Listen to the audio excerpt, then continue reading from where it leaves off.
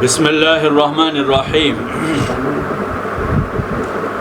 وَأْمُرْ أَهْلَكَ بِالصَّلَاةِ وَاصْطَبِرْ عَلَيْهَا لَا نَسْأَلُكَ رِزْقًا نَحْنُ نَرْزُقُكَ وَالْعَاقِبَةُ لِلتَّقْوَى وعن أبي هريرة رضي الله تعالى عنه قال قال رسول الله صلى الله عليه وسلم من صلى الصلوات الخمس في أوقاتهن فأتم وضوءهن وركوعهن وسجودهن وأتم خشوعهن فخرجت الصلاة وهي تقول حفظك الله كما حفظتني إلى آخر الحديث أو كما قال رسول الله صلی اللہ علیہ وسلم۔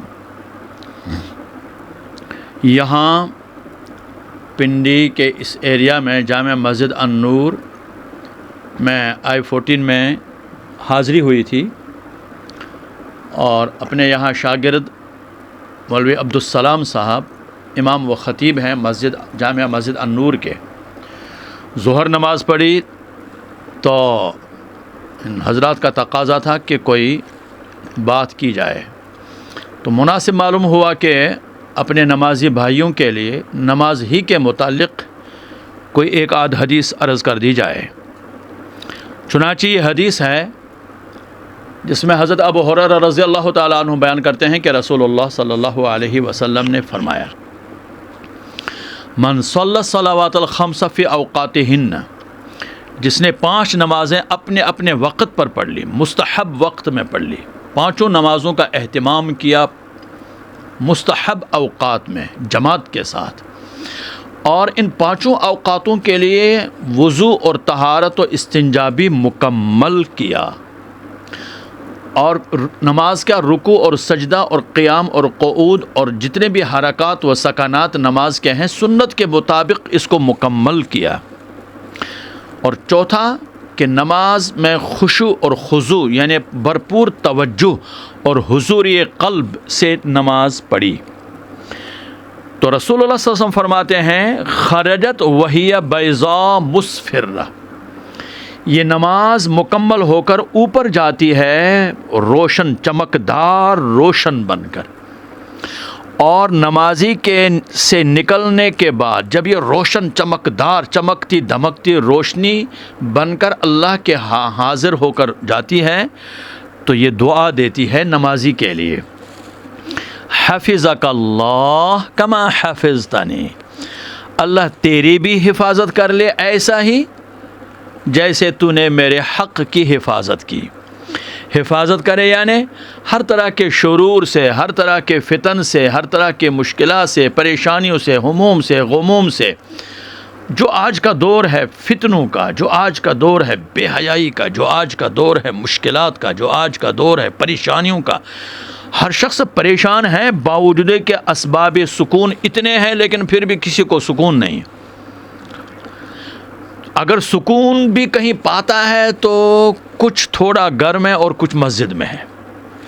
سکون کی یہی 2 جگہیں رہی اور اس میں بھی سب سے زیادہ سکون کی جگہ اگر ہے تو وہ مسجد ہے، اور مسجد میں سکون کس سے ہے؟ نماز، اللہ کا ذکر کرنے سے۔ تو اس حدیث میں یہ بتلایا گیا کہ جو نماز کے یہ 4 حق ادا کر دیتا ہے، یہ نماز اس کے لیے ایک تو یہ کہ روشن بن جاتی ہے، برہان بن جاتی ہے، اور دوسرا یہ کہ دعا بن جاتی ہے، دعا دیتے ہوئی جاتی ہے۔ اور اگر یہ 4 حق ادا نہ ہوئے تو یہی نماز دوسری حدیث میں ہے، میں نے مختصراً یہ حدیث دوسری حدیث نہیں پڑھی، تو دوسری حدیث بھی ہے کہ یہ ٹاٹ میں یہ نماز لپیٹ دی جاتی ہے، اوپر جاتی ہے، جتنی اس میں تھوڑی سی قوت ہوے گی اتنی یہ اوپر جاوے گی، لیکن چونکہ 4 حق کی طرح اس میں مضبوط قوت نہیں اس لیے اوپر تک نہیں جا پاتی ہے، بیچ میں ٹاٹ میں لپیٹ کر اس نمازی کے منہ پر مار دی جاتی ہے، اور یہ نماز پھر یہ بددعا دیتی ہے ضیعک اللہ کما ضیعتنی، اللہ تجھے بھی ضائع کرے، تیرے وقت فضولیات میں ضائع کر رہے، جیسے کہ آج کی موبائلی دنیا میں اللہ تیرا قیمتی سرمایہ اللہ ضائع کر دے، تیرا قیمتی حیات اللہ تعالیٰ لغویات میں، فضولیات میں، حفوات میں ضائع کر دے، جیسے کہ تو نے میرا حق ضائع کر دیا جلد بازی میں۔ نماز بہت بہترین زندگی کا اہم ترین وظیفہ ہے۔ ایسا وظیفہ ہے کہ اللہ نے اس میں ساری مشکلات کا حل رکھا ہے. وقت کہیں دیر زیادہ نہ ہو جائے، حضرت ابراہیم علیہ السلام کا واقعہ سب نے سنا ہوگا اور مشکاہ شریف میں ہے. حضرت ابراہیم علیہ السلام جب عراق سے چلے تو حضرت سارہ علیہ السلام ساتھ تھی. شام جانا ہے، بارڈر سے، مصر کی بارڈر سے گزرتے ہوئے وہاں مصری بادشاہ کے گماشتے تھے، بارڈری سیکیورٹی جو فورس. انہوں نے جب دیکھا تو اجنبی ہے اور بڑی خوب رو خاتون ہے. بادشاہ کو رپورٹ دی، بادشاہ نے کہا فوراً اریسٹ کر کے لے آؤ. حضرت سارہ کو اریسٹ کر کے حضرت ابراہیم علیہ السلام یک و تنہا ہیں، جہاں پڑاؤ ڈالا ہے وہیں وضو کر کے کھڑے ہو گئے. حضرت یہاں وضو کر کے کھڑے ہوئے، مشکاہ شریف کی روایت میں ہے کہ حضرت ابراہیم علیہ السلام جو اللہ تعالیٰ کی پیغمبری اور رسالت کے سفر میں ہے، تبلیغ کے سفر میں ہے، تبلیغ رسالت کے سفر میں ہے، وہ چاہتے تو بیٹھ کر ایک ہی دفعہ دعا کرتے ہیں، اللہ تعالیٰ اس بادشاہ کے زمین میں دسا دے. ابراہیم علیہ السلام کی دعا قبول ہوتی. یا وہیں بیٹھ کر یا سلام و یا سلام و یا سلام و یا سلام وظیفہ پڑھ لیتے. لیکن ابراہیم علیہ السلام نے کون سا وظیفہ اختیار کیا؟ کھڑے ہوئے 2 رکعت پڑھ لی. اور روایات میں ہے کہ وہاں وہ آگے بڑھنا چاہ رہا ہے، زمین میں دس رہا ہے، اور حضرت سارہ سے 3 دفعہ کے بعد حضرت سارہ سے اپنے گماشتوں سے کہا کس جنیا کو لے آئے ہو، اور ان کو کہا کہ اس کو واپس لے جاؤ اپنے مالک کے پاس، اور میں ان کو ہدیہ بھی اپنی شہزادی حضرت ہاجر کو دے رہا ہوں، ان کو ساتھ لے جاؤ. واپس جب آئے، مشکات کی شریف کی روایت میں ہیں، حضرت ابراہیم علیہ السلام نماز میں ہے، دور نظر پڑی، میں یہاں کیا حال ہے، نماز کے دوران ہی. انہوں نے کہا خیر ہے. واپس جب آئے، فارغ ہوئے، تب تلک نماز میں تھے. یعنی یہ روایت بتلا رہی ہے کہ مشکلات کے حل کا وظیفہ تمام انبیاء کا، حدیث میں ہے تمام انبیاء کے لیے مشکلات کا وظیفہ نماز ہے. 2 رکعت نماز پڑھ لو، مشکل حل. آج کی زندگی میں جو ہمارے بہت سارے پیر فقیر ہمیں وظائف میں ڈال دیتے ہیں، بھلے فجر ہم نہ پڑھ لیں، بھلے نماز نہ پڑھ لیں، وظیفہ پڑھتے رہیں گے. نوجوانوں، نماز اگر ان 4 حق کے ساتھ پڑھی جاوے گی تو قرآن و حدیث کے بتیری آیات اور احادیث ہیں جو بتلا رہی ہے انبیاء اور ولایت. بخاری کی روایت میں ہے، ویسے بعض ذرا طویل ہو جاوے گی. رسول اللہ صلی اللہ علیہ وسلم فرماتے ہیں جو میرے ولی کے ساتھ دشمنی کرے گا میں اسے اعلانی جنگ کرتا ہوں. اور ولی کون بنتا ہے؟ فرض نماز سے فرض نماز سے بڑھ کر مجھے کوئی چیز محبوب نہیں ہے. لا يتقرب عبدی الی مما افترضت علیہ، جو میں نے اس پر فرض کیا ہے اس کے علاوہ کوئی قرب میرے محبت نہیں ادا حاصل کر سکتا ہے. اور اس کے بعد پھر نوافل ہے. اسی حدیث میں جب وہ فرض ادا کرتا ہے اور نوافل، تو پھر میں اس کا دوست بن جاتا ہوں، اس کا ہاتھ بن جاتا ہوں، میرے ہاتھ سے وہ پکڑتا ہے، پھر میں اس کی زبان بن جاتا ہوں، میں اس کی آنکھ بن جاتا ہوں، میں اس کا پاؤں بن جاتا ہوں. یہ پوری روایت میں. اور آخر میں ہے لئن سالنی لاجب، اگر تو مجھ سے مانگے گا میں ضرور اس کو اگر مجھ سے جواب مانگے گا میں ضرور، دعا مانگے گا ضرور قبول کروں گا، سوال مانگے گا ضرور عطا کروں گا، پناہ مانگے گا ضرور پناہ دے دوں گا. تو نماز، لیکن نماز کے لیے مختصراً یہ 4 حقوق ہیں. ایک تو یہ کہ نماز بے ٹائم کوئی نماز ہی نہیں ہے، بے وقت کوئی نماز نہیں ہے. 5 اوقات میں نماز کا اہتمام، یہ نماز کی قبولیت کی سب سے پہلی علامت. دوسرا استنجا اور وضو اور طہارت.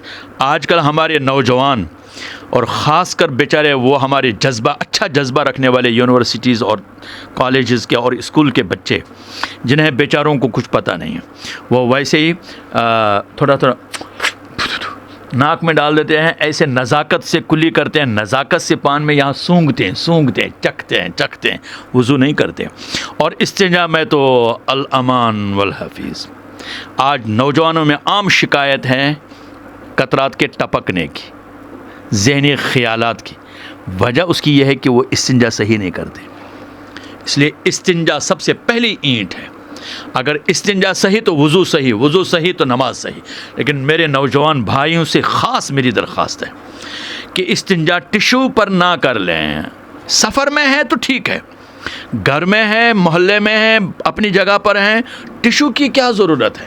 اس سے نمکینیت، اس میں تیزابیت ہے، پیشاب میں تیزابیت ہے، خارش بڑھتی ہے اس سے۔ اللہ نے اس کا رکھا ہے، حدیث میں ہے، رسول اللہ عشر من الفطرہ، 10 چیزیں فطرت ہے، اور فطرت میں حضرت ابراہیم علیہ السلام کو یہ دیا گیا کہ پانی سے استنجا کر لو، کیونکہ پانی سے استنجا کرنے کے 2 بڑے فوائد ہیں۔ ایک تو پانی سے استنجا کرنے میں چونکہ گرمائش ہوتی ہے، تیزابیت ہوتی ہے، پانی کی ٹھنڈک سے وہ رگ سرد پڑ کر وہ قطرات سے وہ ہو جائے گا، قطرات سے آپ کو نجات مل جاوے گی، اور یہ جو خارش ہوتی ہے اس سے بھی نجات مل جاوے گی۔ ورنہ اگر پانی استعمال نہیں کریں گے تو خارش بڑھے گی، یہ کھجلی بڑھتی ہے، تو ہاتھ کا استعمال زیادہ ہوتا ہے، اور ہاتھ کے استعمال کے زیادہ ہونے سے پیشاب کے قطرات اور وسوسے زیادہ پڑتے ہیں۔ لہٰذا نوجوانوں کو درخواست ہے کہ پانی کا استعمال ضرور کریں۔ اور پھر یہ کہ آپ خود دیکھیں، بات لمبی ہو رہی، رسول اللہ صلی اللہ علیہ وسلم کے پاس جبریل آئے، اور جبریل نے کہا اے اللہ کے حبیب، جب وضو کرنا شروع کر دیا کریں تو وضو سے پہلے اس جگہ پر پانی کا چھڑکاؤ کر لیا کر لیں، کیونکہ اس سے قطرات کے بھی علاج ہے اور ذہن کا بھی۔ حضور صلی اللہ علیہ وسلم کو اس کی کیا ضرورت ہے؟ یہ تو امت کو ضرورت ہے کہ قطرات، نماز پڑھتے ہیں ہم، احساس ہوتا ہے شاید قطرہ نکل گیا، شاید قطرہ نکل، وہ کیا ہوتا ہے؟ وہ یہی ہوتا ہے کہ آپ نے استنجا صحیح نہیں کیا۔ تو نبی کریم صلی اللہ علیہ وسلم کو اگر یہ کہہ دیا گیا کہ وضو سے پہلے اور استنجا سے فارغ ہونے کے بعد جب بیٹھے وضو کے لیے تو زیر جامہ قطرہ یہ چھڑکاؤ کریں۔ چھڑکاؤ کا فائدہ کیا ہوگا کہ ایک قطرہ اس کو ڈیلیٹ کرنے کے لیے پانی کے 8-10 قطرات بہت کافی ہیں۔ اب اگر بالفرض قطرہ نکلا بھی ہوگا تو بھی آپ کو پائجامہ دھونے کی ضرورت نہیں ہے، اس لیے کہ 5-10 قطرات پانی کے ایک قطرہ معمولی سے قطرے پر غالب آ جائیں، اور حکم غالب کا ہوتا ہے، لہٰذا وہ پاک ہی رہے گا۔ البتہ اگر آپ کو یقین ہے قطرہ نکلنے کا تو وضو کر لیجئے، پائجامہ دھونے کی ضرورت نہیں ہے۔ اور اگر نہیں ہے تو اس وسوسے کو آپ یوں سمجھ لیجئے یہ پانی کی ٹھنڈک ہے، کچھ بھی نہیں ہے، تو بھی آپ چلتے جائیے، نماز پڑھتے جائیے، بڑا علاج ہے۔ اس لیے وضو کامل ہونا، تفصیلات میری کتاب میں ہیں۔ دوسرا کہ اپنے اوقات میں نماز پڑھ لیا، یہ مستحب اوقات میں، تفصیلات اس کا ہم نے کتاب میں دی ہے۔ اور تیسرا سنت کے مطابق رکوع، سجدہ، قیام، قعود، نماز، 51 سنتیں حدیث کے ریفرنس سے، سنت کے ریفرنس سے میں نے اپنی کتاب میں دی ہے۔ اور چوتھا خشوع اور خضوع۔ اللہ تعالیٰ ان 4 حقوق کے ساتھ ہمیں پوری نماز کا اہتمام کرنے کی توفیق عطا فرمائے۔ نماز بہترین وظیفہ ہے، اسی میں ہماری ساری مشکلات کا حل ہے۔ وآخر دعوانا ان الحمد للہ رب العالمین۔ جزاکم اللہ۔